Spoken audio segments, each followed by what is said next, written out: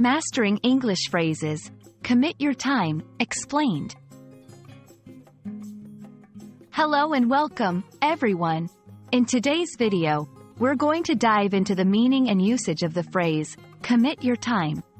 This phrase is commonly used in English, and understanding it can really help in both everyday conversation and professional communication.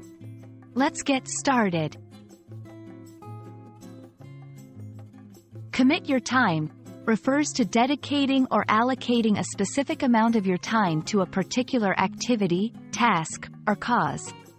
It implies a sense of responsibility and intentionality in how you choose to spend your time. This phrase is often used in professional and personal contexts to emphasize the importance of time management and prioritization. To help you grasp the concept better, let's look at some examples. 1. In a professional setting, I commit my time to this project to ensure its success. 2. In personal growth, she commits her time to learning a new language every evening. 3. In volunteering, many people commit their time to help out at the local food bank.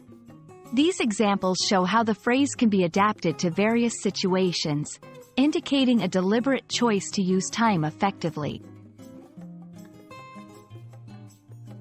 A common mistake learners make is confusing commit your time with merely spending time.